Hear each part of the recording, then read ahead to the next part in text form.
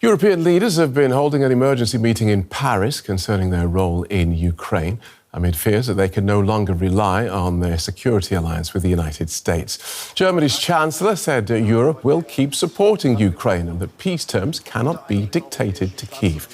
He also said he was irritated about talk of sending peacekeeping troops, saying it was premature. French President Emmanuel Macron called the meeting after the Trump administration left the Europeans out of direct negotiations with Russia on ending the Ukraine war. Straight to the Élysée Palace in Paris, where those talks are taking place. Our correspondent Rosie Birchard is there. Welcome, Rosie. So we heard from the British Prime Minister saying he's willing to send troops to Ukraine as part of a peace deal, and Germany's Chancellor saying he's irritated by that kind of talk. What else has Chancellor Scholz been saying? Yes, well, the Élysée Palace here in Paris has become something of a crisis management hub here, an emergency summit that was called by French President Macron with select European leaders. And indeed, German Chancellor Olaf Scholz was the first to leave the building.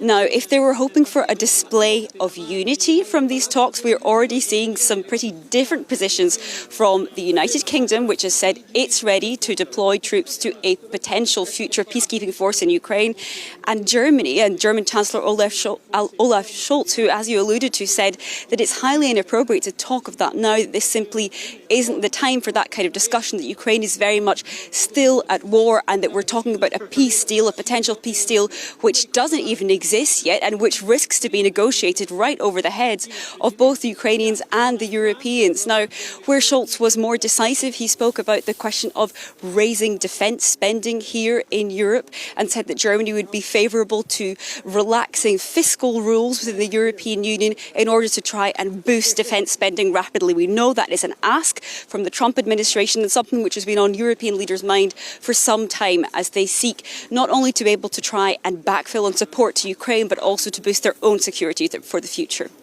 And what was the French president hoping to achieve with this summit? Well, listen, I think it's about getting heads together, trying to have a huddle before a really important week of diplomacy. And needless to say, this is just the first of a number of crucial meetings that are going to be taking place throughout this week, and not least in Saudi Arabia with the US and Russia, kick-starting those first talks over Ukraine. And we know that President Zelensky is heading to Turkey on Tuesday as well, so big diplomatic week, and Macron, I think, trying to get a head start on that. One of the big questions really here has been what kind of leverage could Europe have in order to demand a seat at the table when the future of the security of this continent is negotiated. One of those questions is about potential peacekeeping forces in Ukraine. That's something the US does not want to contribute to. So if it wants Europe to contribute, can the Europeans therefore say, yes, we will do it if on these terms?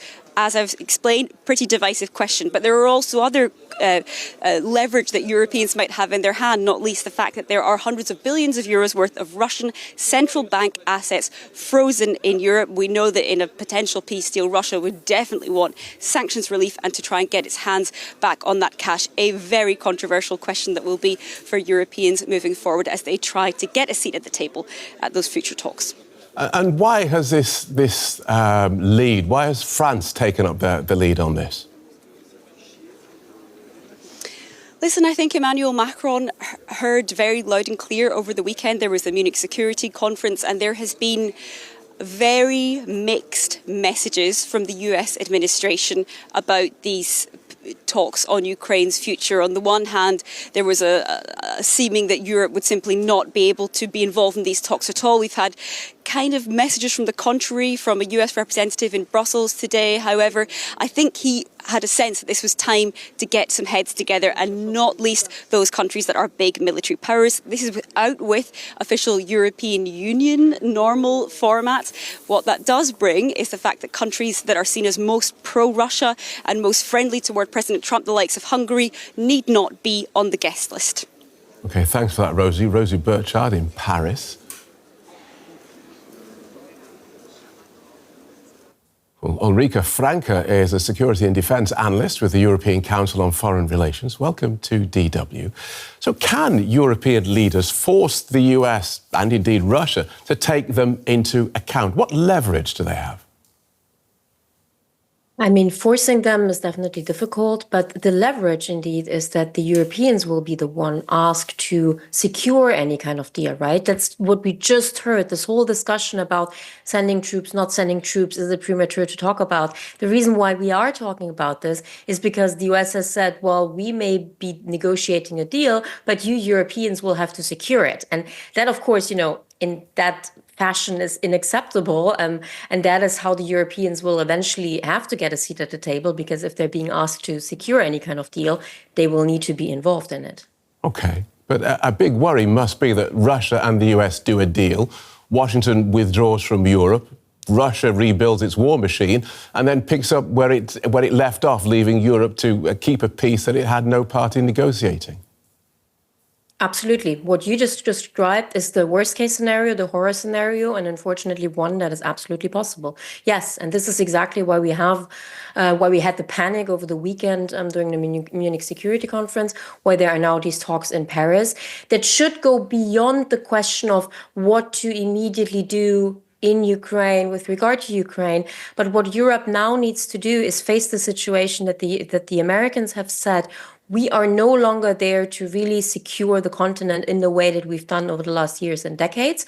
You are on your own, one way or another. I mean, the details are still a bit unclear, but Europe will have to step up. And this is exactly the discussions we need. So to avoid these worst case scenarios where, the big powers can do whatever they want, and Europeans are just standing there saying, well, unfortunately, we don't have any means to defend ourselves, defend our interests, defend our allies. Let's talk about the idea of Europe stepping up, because Emmanuel Macron, not that long ago, suggested the idea of a European army, and everyone turned round and said, oh, no, calm down. So is that the direction that we are heading in if the United States withdraws? I don't think so. So the European army is a concept that has been around for years and decades. I mean, we discussed this in the 1950s, indeed, under Emmanuel Macron. This was a debate. Now, Volodymyr Zelensky this weekend in Munich held a very strong speech and indeed mentioned the idea of common European armed forces 4 times, I think, which was really surprising. The question is always, what exactly does this mean? What are we talking about? Are we talking about additional forces? Are we talking about European forces instead of national ones? If it's the latter, who decides where to send them, when to use them? This is a very long-term thing. This is something I would say comes after some kind of United States of Europe. So it's not where I would put most of the effort. It's fine to have this as a kind of common goal eventually, but let's be very clear. The European army is not what's going to help us in the next 2, 3, 5 years against Russia that may attack Europe and will help us to face the situation that the US is basically withdrawing from Europe. OK, so let's talk about that then. So what's the answer to the next 2, 3, 5 years? In terms in terms of a European security without the United States? Yeah, no, I got that. The answer really is for the Europeans to do much more themselves at the national level. And of course, yes, at the common European level. I'm just saying, this is not the time to think about the color of the uniforms of the European army. So what we need now is increased defense spending, building up the European industrial military base.